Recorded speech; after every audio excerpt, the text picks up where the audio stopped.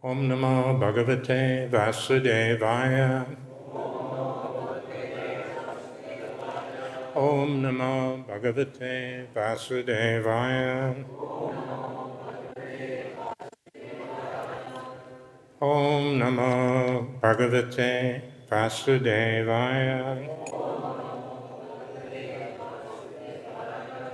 Everyone together. Amagyantimirandasya ganangana shalakaya chakshurmilitam yena tasmai Sri Gurave Namaha Chaitanya-manobhistam svapitam yena bhutale Swayam rupakadamayam dadati sapadantikam Vandeham Sri Guru Sri Yuta Padakamalam Sri Gurun Vaishnavamscha Rupam Sagrajatam Sahagana Lalita Sri Vishakhanditamscha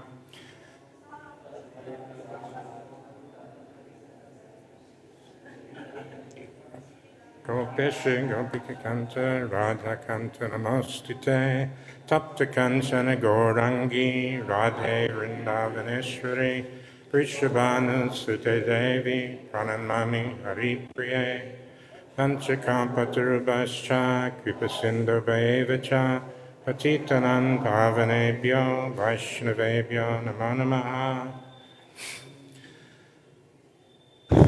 Jai Sri Krishna Chaitanya Prabhu Nityananda Sri Advaita Gadadhar Sri Vasudeva Bhaktivinoda Hare Krishna Krishna Krishna Hare Hare Hare Rama Rama Rama Hare Hare.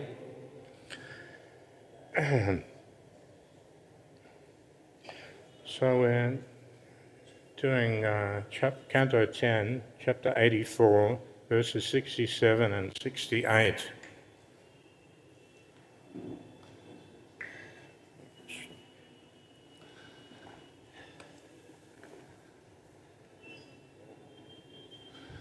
Tataḥ kāmaiḥ pūryamāṇaḥ sa-vraja saha-bāndhavaḥ parārdhyābharaṇa-kṣauma nānānarghya-paricchadaiḥ. I'll do the next one together. Vasudeva-ugrasenābhyām kṛṣṇoddhava-balādibhiḥ dattam ādāya pāribarhaṁ yāpito yadubhir yayau vasudeva-ugrasenābhyām kṛṣṇoddhava-balādibhiḥ dattam ādāya pāribarhaṁ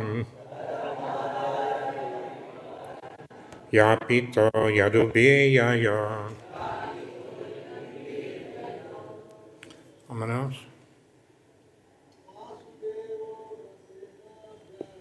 Vasudeva-ugrasenābhyām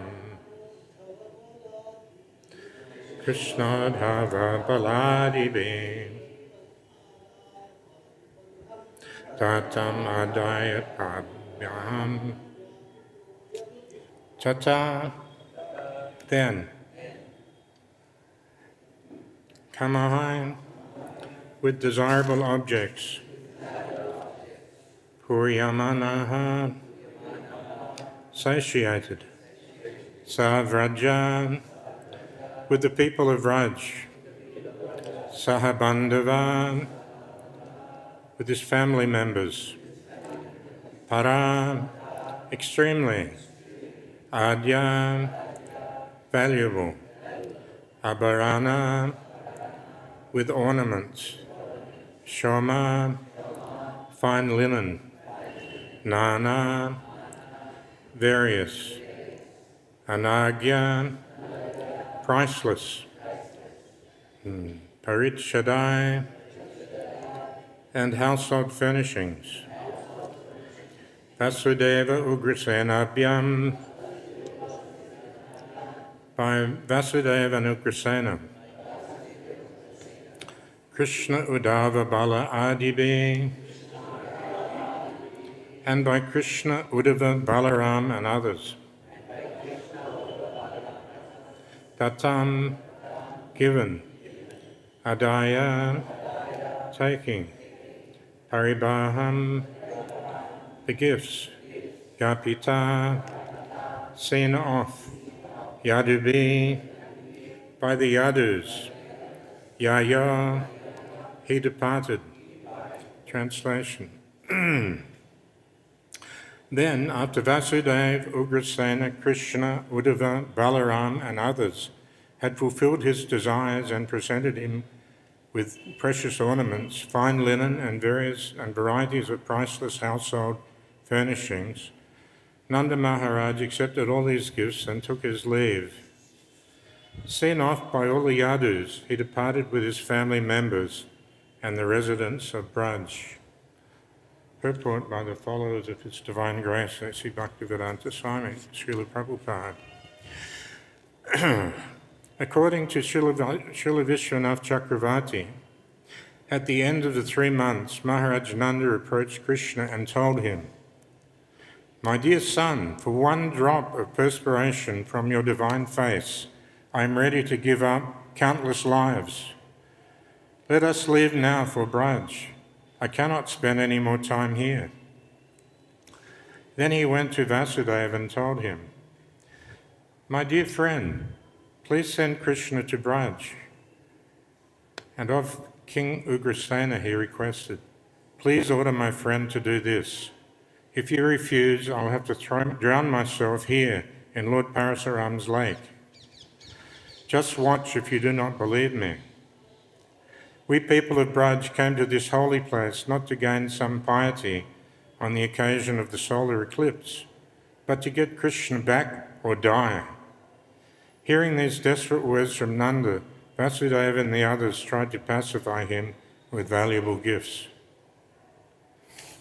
Well versed in the arts of diplomacy, Vasudeva consulted with his most trustworthy advisors and then satisfied Sri Nanda by telling him,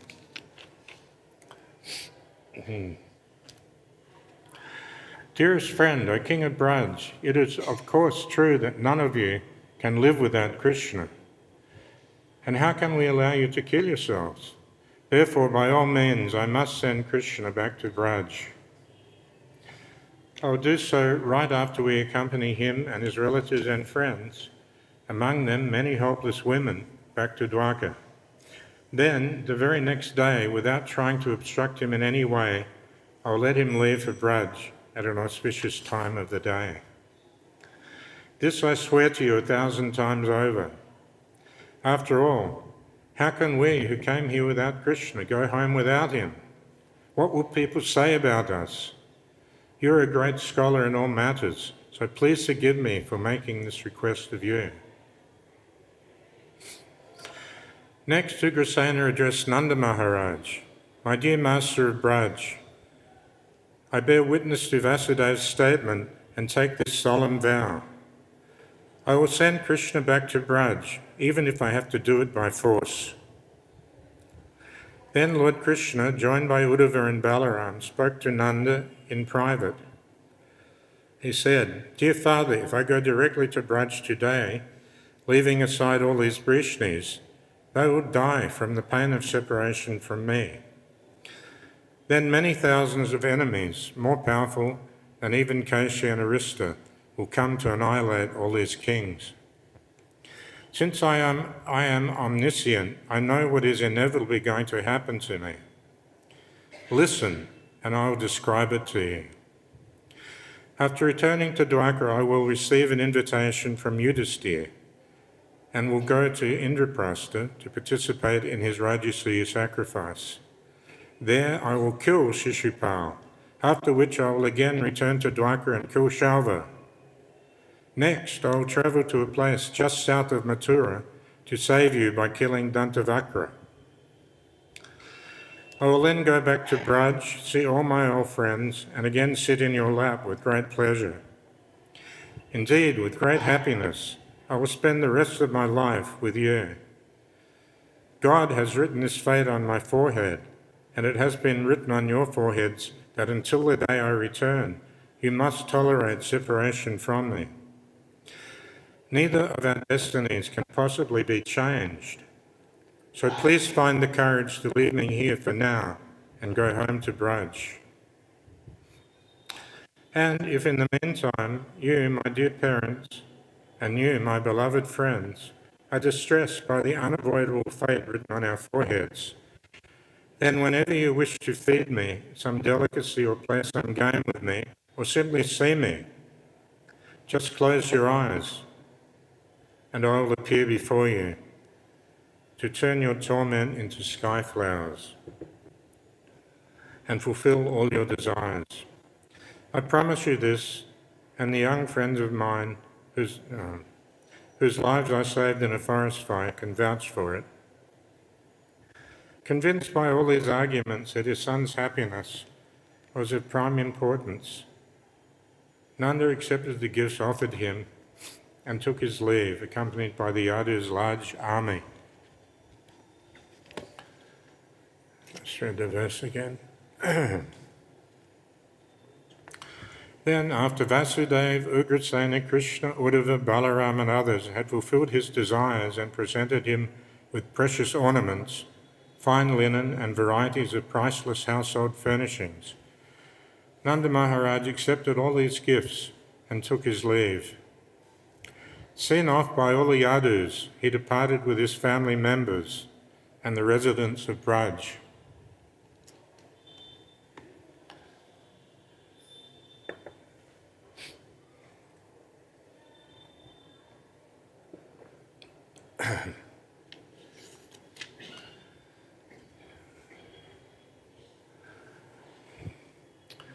Krishnaika Chetam Adamoha Vinasakarin Madristi Gochara Prabhupada Swamian Doshabhivritti Paridushita Manda Buddhe Sanchintayami Charana Tava Bhakti Heta.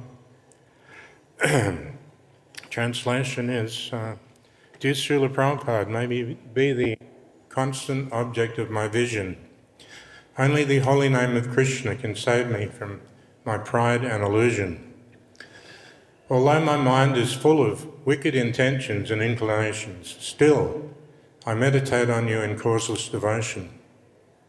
Jai Srila Prabhupada. Yesterday we were talking about attachment and different sorts of attachment. I'd like to carry on from that a little bit. But just before I tried to become a devotee, about 54 years ago, I had a group of friends, and they all rode motorbikes, and I rode a motorbike also. And I'd been reading Prabhupada's books, and I went to them and I said, you know, this material world is a place of misery, from the topmost planet down to the lowest planet, and there is repeated birth and death, and very miserable situations, disease, old age, birth and death. And so I preached to them a bit like this every time I'd go and visit them. After a while they got sick of me and they said, listen, we're trying to enjoy life, just leave us alone. Not long after that, one of them died in a motorcycle accident, and my best friend, his name was Steve, he was 25 years old. Another one hit a telegraph pole and lost one leg. Another one was riding along beneath a truck, and some corrugated iron came off the truck and cut his head off. So they weren't convinced. They wanted to keep on trying to enjoy the material world. So not long after that, I joined the temple in Adelaide, probably 53 years ago, And my first Sunday feast, I tried to preach at the Sunday feast, and there was one man there who was Canadian or American, and I started preaching him the same way. And I know this material world's a miserable place, you know. It's full of birth, death, disease, and old age. And this man turned to me and he said, "Don't lay your bummer on me, man." And that was the end of my preaching for that Sunday feast. I went out the back by myself and hung my head a bit. So there's a nice story, you probably all know it, but let me see if I get his name. I always forget his name. Early servant of Srila Prabhupada. Anyway, he was getting initiated and he knew that he had to give Guru Dakshin, and he gave Prabhupada, he was sentimentally attached to some blankets he'd had as a child. So he gave them to Prabhupada, and he was attached to them, he had some sentimental attachment to them. And Prabhupada took them and held them up in front of him and said, "These things are useless." And then the next day when he came into the room, he saw that Srila Prabhupada had taken the blankets and used them for mats for people to sit on, so he found some use for them. Later on he came to Australia with Bali Madhav. He was one of the first devotees to preach in Australia. I never remember his name, I know it starts with a U. Anyway, immediately after he had shown those blankets to Prabhupada and he had said these things are useless, he asked Prabhupada a question. He said, "Srila Prabhupada, how are we supposed to love a woman if the marriage is arranged and we don't even know that person?" And Srila Prabhupada went over to the window and he opened it up and said, look out. He said, "No, pick a woman, any woman." Of course, it could be a man if you're a woman. So in this way, he was showing that the relationships in the material world are not very special, and that devotees are not concerned with them because they're temporary. The soul is eternal, and we're looking for eternal happiness and satisfaction. We can't find it in the material world because everything in the material world is temporary. All the relationships we have are temporary, and neither they can save us from the miseries of material existence. Atmasainesha satsupi, tesha pramata nidhanam, paschanapi na pasyati.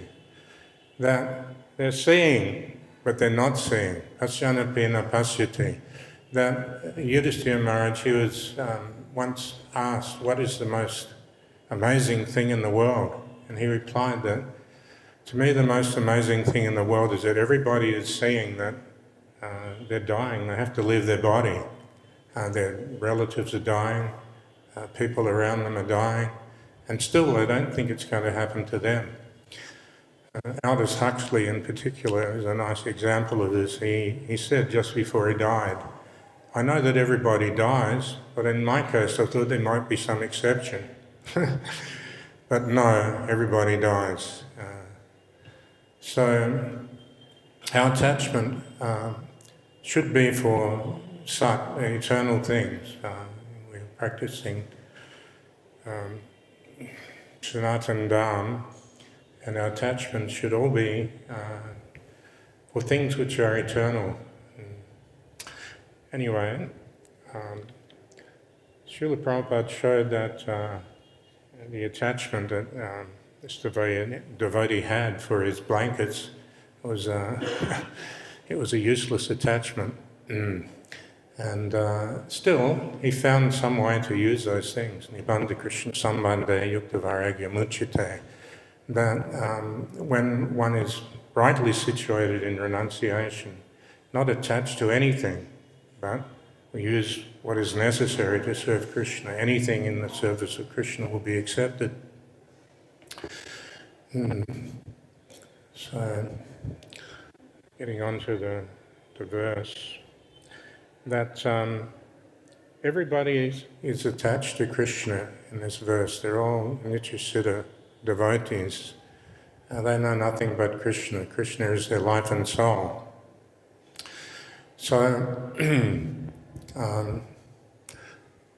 as Lord Chaitanya prays, that ayi nanda tanuja kinkaram, without you, Govinda Varahaname, without you, one moment without you, feels like 12 years or more.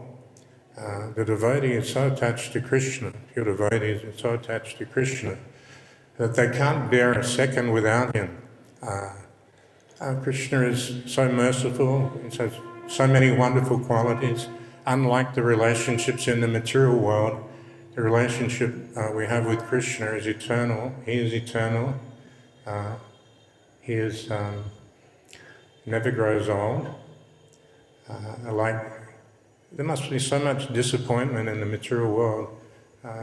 We marry a very young, beautiful woman or a very handsome man, and then after 10, 20, 30 years, the wrinkles come and the old age is starting to come. There must be so much disappointment there. And then eventually, of course, we dwindle and die. So these relationships, for somebody who is in knowledge, they're useless. There's a very wonderful verse, which I never remember also. But every learned man knows very well that attachment to the material is a cause of suffering. Yet the same attachment, when it's applied to sadhu, or the sadhus, is a great cause of liberation. Ahur vimuktas, whereas the attachment to the material things is tamodvara. It's the gateway to hell. So we see in the Buddhists, the first one of the noble truths of Buddha is that attachment causes suffering. Well, that's only half of the story. We see that the Buddhists, they have this particular meditation. They're sitting and they're trying to imagine that they don't exist. They're trying to do away with their personal identity. It's a very strange meditation. If you look at the people who are doing it, they look like they're completely bonkers. And because their idea is that there is no soul, that we're just a combination of material elements. And by trying to put those elements back into the pradhana, or the material elements, that one can be liberated, but their liberation is cessation of existence, which is horrible. So we pray to Srila Prabhupada, Nirvisesha Sunyavadi. Sunyavadi, they're voidists. They think that perfection is to become nothing. Still, they must have some conception of a subtle body that goes, because they believe in reincarnation, that subtle body must be able to go from one gross material body to another.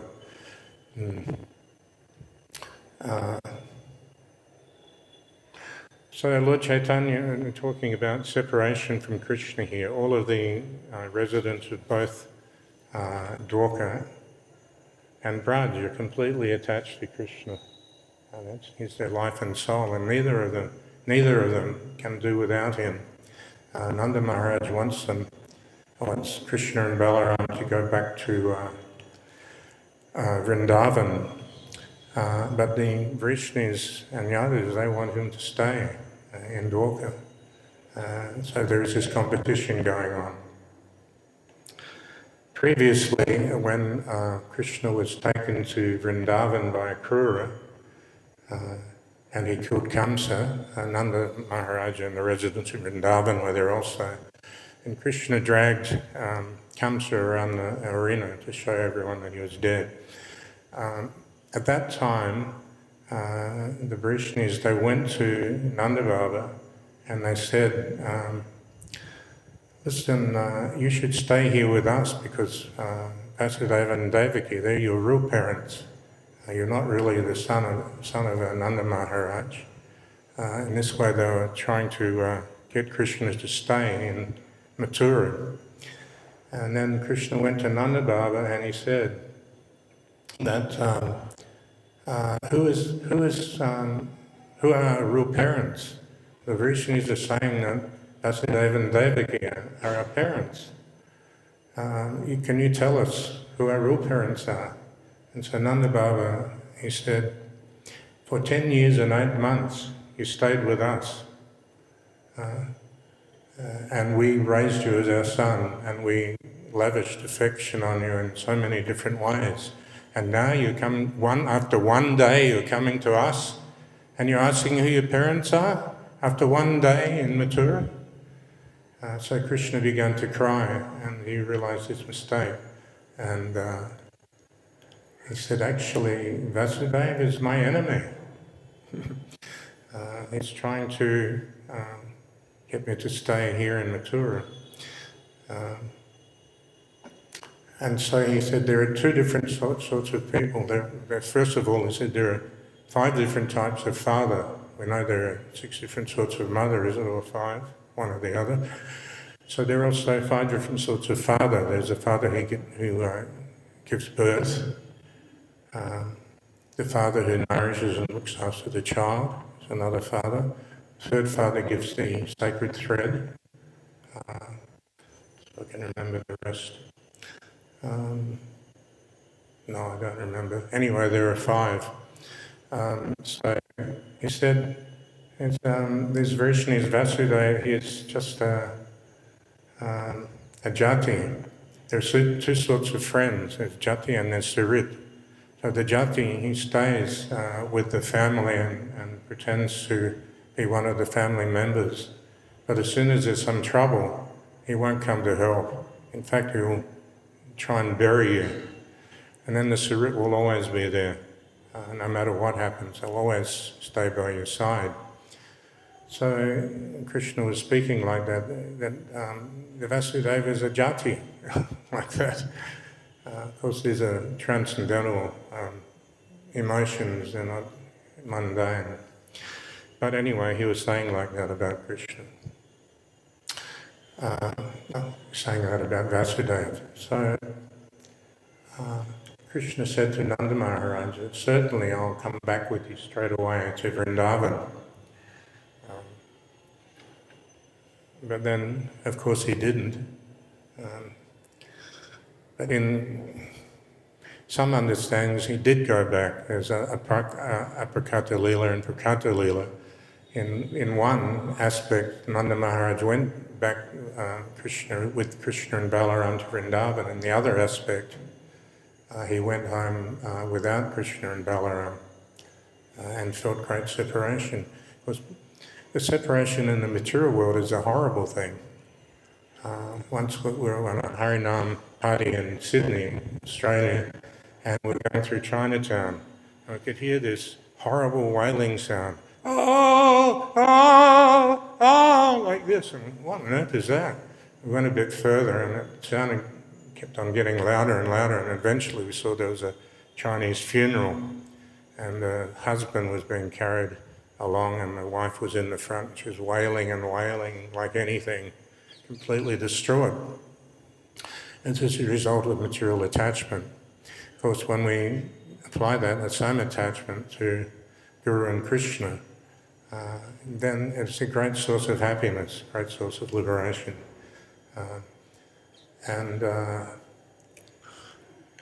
Lord Chaitanya, he said that to Raghunath, he said, you're thinking of killing yourself under the wrath cart, throwing yourself under the wrath cart?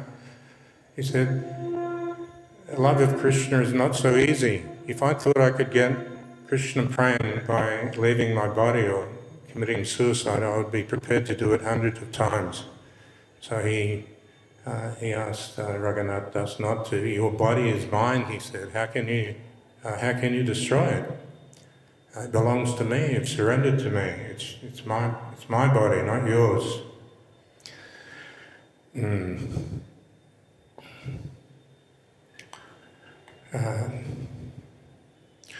So this separation from Krishna is actually Vipralambha. It's the highest transcendental ecstasy that devotees can experience. You won't find it in other sampradayas. It's exclusive to Gaudiya Sampradaya. And the devotee, because Krishna is such a wonderful personality. Krishna is so merciful, so beautiful, and so loving that the devotee becomes completely attached and can't live without Krishna, as we're saying in this verse. So the resident, of course, Krishna, he thought about going back to Vraja with Nanda Maharaj, but then he thought there are some very good reasons why I shouldn't go back. First of all, he considered that Ugrasena and Vasudeva would not be able to look after the kingdom properly, so he would have to help them. Then also he considered that there are that if I leave with you, all of the Vaishnavis, they'll die. And without them to protect the kingdom, then so many demons who are even more powerful than Kashi and Aghasura and so on, like the 21 demons that Krishna killed in his Braj Leela, Oma Braj Leela.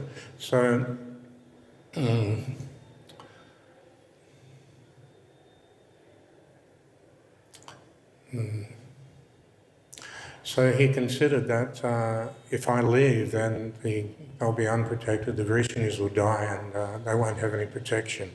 There's one other reason which I can't think of at the moment, but Krishna had these ideas that, if I leave at this time, it won't be good. So he, of course, didn't go back. And all the residents of Vrindavan were completely distraught. Krishna himself had said that he was so attached to the residents of Vrindavan and the loving pastimes he had there, that he wept all day also. And it's said by some that when he sent Uddhava to Vrindavan, it was for his own benefit. He wanted to hear about the residents of Vrindavan more than for the benefit of the residents of Vrindavan. So Krishna was feeling this separation also, transcendental ras. So anyway, later on in the verse, there's of course, Vasudeva is using diplomacy. He's giving gifts and saying sweet things so that Nanda Baba will be pacified. So there's an old joke about diplomacy, I'll tell it.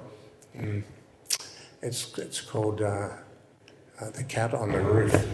So in Australia we tend to be a bit blunt and coarse. Anyway, there was two brothers, and one brother had a cat that he loved very much, and he wanted to go on holiday. So he said to the other brother, "Can you look after my cat for me? It's very dear to me."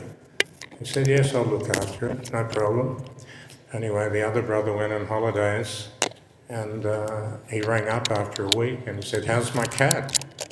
And the other brother said, "Oh, your cat's dead." The first brother said, "You don't say like that. You break it to me gently. You say, the cat's up on the roof, and then the next time I ring you say, oh, the cat fell off and it broke its leg. And the third time I ring up, you can say, well, the vet tried to save it, but he couldn't. And this way you can break it to me gently." So he said, "Anyway, how's Mama?" And then he said, "Oh, Mama, she's up on the roof." So it's a very old joke. So anyway, Vasudeva, he was saying like this to try and pacify Nanda Maharaj, but actually Nanda Maharaj left because Krishna spoke to him, not because of any other reason.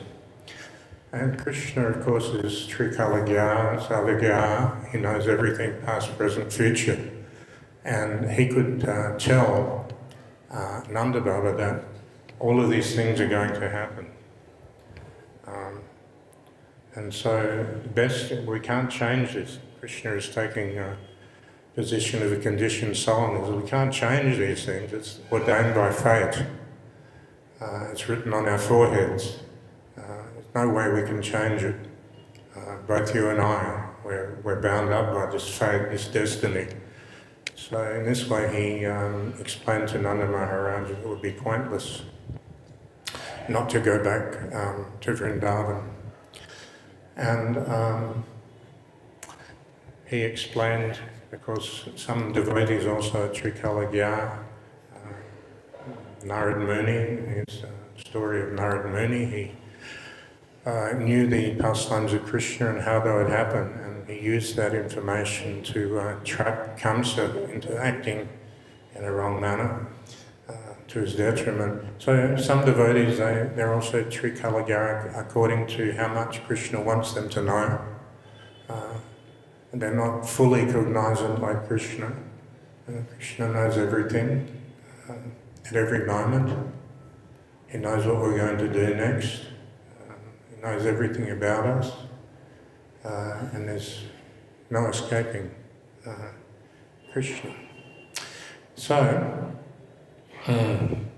he explains all his pastimes to Nanda Baba. I'll read out some of them again.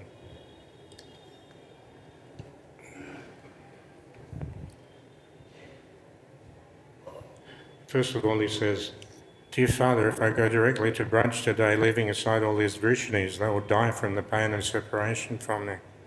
And Nanda Baba is also saying like this, "I'll kill myself if you don't come back with me. I'll drown myself in the lake."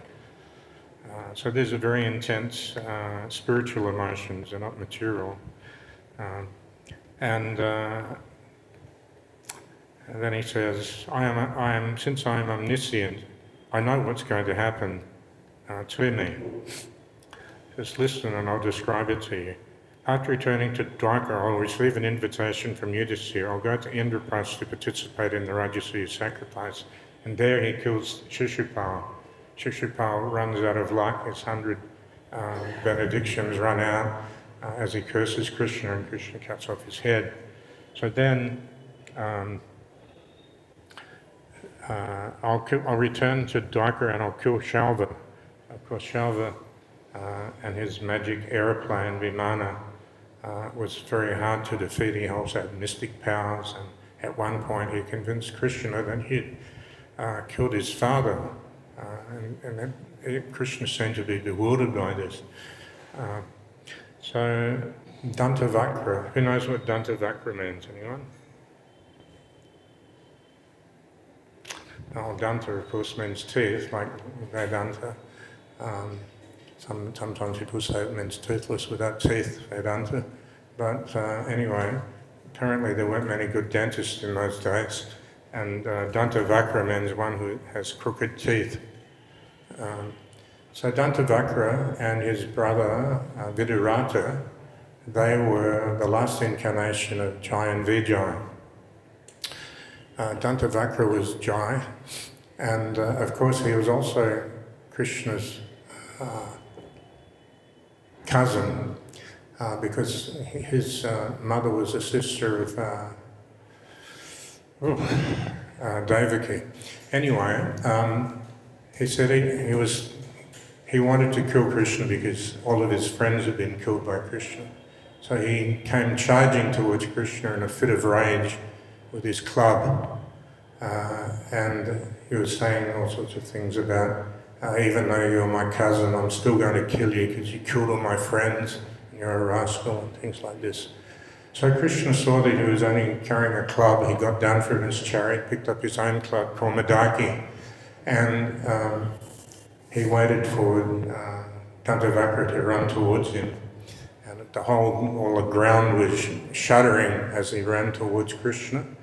As he approached Krishna, he hit him on the head with his club. And Krishna was completely unfazed. He stood there like, yeah, what else you got? And then he took his own club and smashed Dantavakra in the chest. He began to spit blood and fainted and passed away. So then his brother Vidurata came running towards Krishna. He had a sword and a shield, and he also wanted to engage with Krishna, and Krishna killed him. In this way, because there were so many demons left. In the beginning of the Krishna book, once upon a time the world was inundated with so many defense forces of impious kings. So all of these impious kings were still there. Krishna still had to kill them all. So he couldn't go back to Braj because if he went back to Braj, all of these demons would again come and disturb the whole atmosphere of Braj. So anyway, I'll go on to the next thing that he says here. Next, I'll travel to a place just south of Mathura to save you by killing Dantavakra. I'll then go back to Braj, see all my old friends, and again sit in your lap with great pleasure. Indeed, with great happiness, I'll spend the rest of my life with you. God has written this fate on my forehead, and it has been written on your foreheads, that until the day I return, you must tolerate separation from me. So, of course, Krishna never went back, and all the residents of Vrindavan, they spent their days crying and in trance. Of course, this is related to our Rath Yatra, that in Dwarka Leela, Krishna was listening at the door. He could hear everyone, they were talking about the residents of Vrindavan and the love they had for Krishna. And of course, at that time, Krishna's eyes began to get bigger and bigger, and he was in amazement, and his limbs withdrew into his body, which is one of the signs of Mahabhava. And he took the form of Lord Jagannath, and then Subhadra came, and she was listening, and her eyes also grew very big. In this way, Jagannath, Baladev, and Subhadra, they were feeling separation from the residents of Vrindavan. And when they heard the state that they were in, they were completely astonished. So we can also develop our attachment. Of course, this is the whole process of Krishna consciousness, that when we come to the platform of bhava, at least, that there will be no more agitation from material desires and material hankerings. And we'll have complete attachment towards serving Krishna favourably, as he wants. What is that? Anyway, the last line is Sri Krishna Kashini Chasa, that the devotee in pure devotional service will always be pleasing Krishna as he wants him to be served. So in the beginning stages of devotional service, Vaidhi Bhakti, there's no real attachment there. But then as one develops some love for the spiritual master and Krishna, and then one begins to spontaneously desiring to please them. Just like Prabhupada once said that these boys and girls, I don't tell them to go out and preach, they're doing it automatically. This preaching Krishna consciousness, it's described in the Nectar Devotion that there are principles and there are details. And one of the principles that one must accept a spiritual master, and the details that different spiritual masters will give different advice. So we know that Srila Prabhupada was always in the mood of Prahlad Maharaj. He often quoted Prahlad Maharaj, "My dear Lord, I don't want to go back home, back to Godhead, unless I can take all these rascals with me." So this is another one. What is that? Subhada, Moksha, Latukradid. That one. Sudurlabha, and then Moksha Lagutakrit. So Moksha Lagutakrit means that they deride even the concept of liberation. There are, of course, 5 different types of liberation, and the devotees never accept merging into the existence of the Supreme. Anyway, the details and Srila Prabhupada's mood, he was always preaching. He never advised us to go to a solitary place and just chant Hare Krishna or practice Leela Smaranam. He always wanted us to, if we're possible, to go out and preach, At Srila Bhaktisiddhanta said those who have a life, they can go out and preach. So he said, I haven't asked these boys and girls to go out and preach, but because of their love for me, they want to please me. So this is the beginning of Raganuga Bhakti. One wants to please the spiritual master like this. And of course our Raganuga mainly is somehow or another to preach, because Srila Prabhupada was not a Bhajananandi, he was a Gosvayanandi, and he wanted us to distribute his books and go on Harinam as much as possible, spread Krishna consciousness for the benefit of all the conditioned souls. And he was preaching right up to the last moment in his body. Even though his body was almost completely useless, he was still dictating 10th canto of Bhagavatam and preaching to the devotees surrounding him.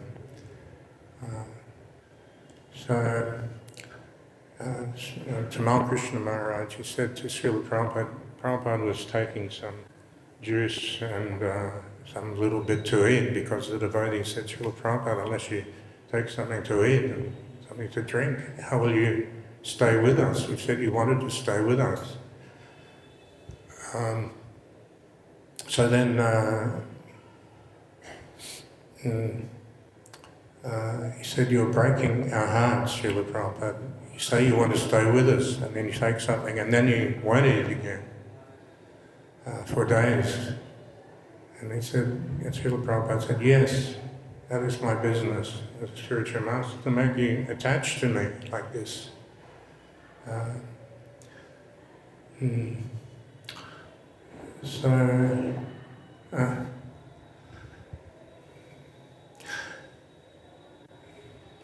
Some spiritual masters, they are Bhajananandis, and they do say, just chant Hare Krishna in a solitary place and practice Lila Smarana and take Siddha Pranali like that, but that is not our line. Our line is to serve Srila Prabhupada and Sri Chaitanya Mahaprabhu, because Chakmai Sankirtana Praya Yajamti Isa Medasha, people with sufficient intelligence in this age, they will take to Sankirtana.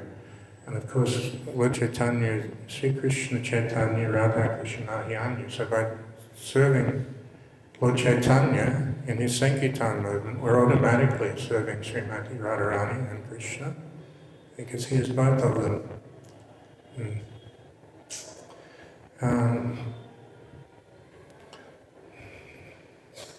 And by doing that, we will develop the raga by going out and preaching. We'll develop our attachment to Srila Prabhupada and to Radha and Krishna by fulfilling his desires, trying to fulfill his desires to our best capability. Then that mercy will come to us.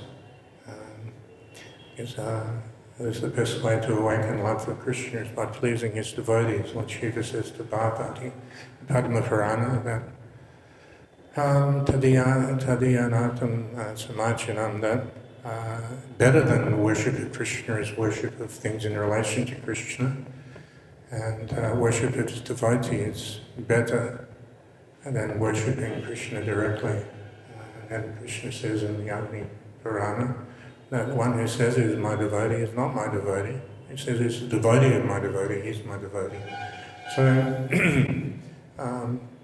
our spiritual life begins by following the orders of our spiritual master very faithfully, and in that way we'll develop attachment for him and begin to develop our love for Krishna. Eventually, of course, if we follow properly, we'll come to this point where we can't bear the qualities of devotee in pure devotional service. One of them is it can't be without him, very attached to chanting the holy name, and it can't be without service to Krishna.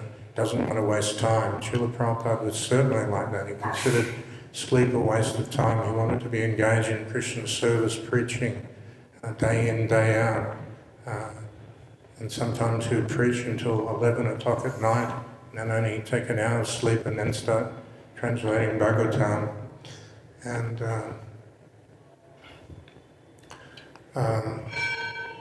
This was his whole mood. I'll stop there. Anyone have any questions? Yes, Prabhu. Very good.